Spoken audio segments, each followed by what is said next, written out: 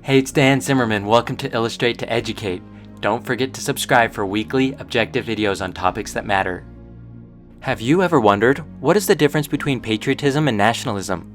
In this video, we will look at the essential differences between these two. Let's take a brief look at the history of the two words and where they originated. Patriotism is the older of the two words, with written evidence dating back to around 1653. The word patriot itself could even be traced back further to the Greek word patrios, meaning of one's father. There isn't much evidence of nationalism occurring until just before the 19th century, almost 150 years after patriotism. And in its early use, and for a number of decades, nationalism appears to have been largely interchangeable with patriotism. However, in the 19th century and up until today, nationalism has changed meaning, while the meaning of patriotism has remained largely unchanged. Now, let's look at how they're defined. Patriotism is the feeling of love for one's country, along with the feeling of unity with those who share those feelings. It has also been defined as devoted love, support, and defense of one's country.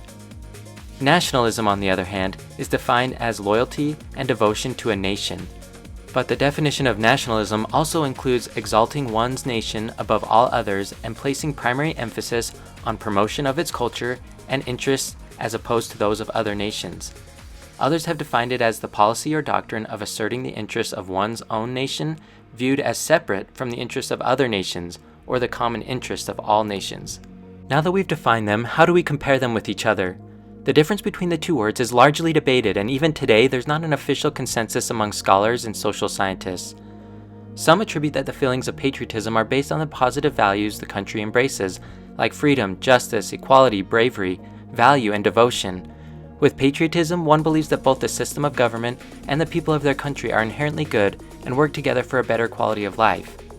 In contrast, feelings of nationalism are based on a belief that one's country is superior to all others. It can often carry the connotation of distrust or disapproval of other countries, leading to the assumption that other countries are rivals. Nationalism tends to find itself modified by movements of political interest.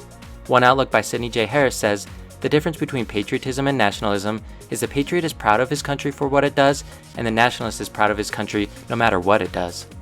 So how do we use patriotism and nationalism today?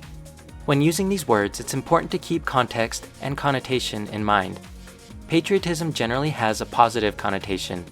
It's used for various positive sentiments, attitudes, and actions involving loving one's country and serving the greater good of all its people.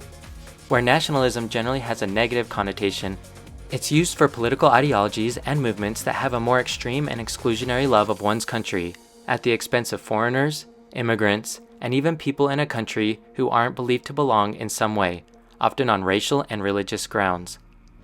Right now, you might be thinking, nationalism just sounds like it's always bad. So is that true? Is nationalism always bad?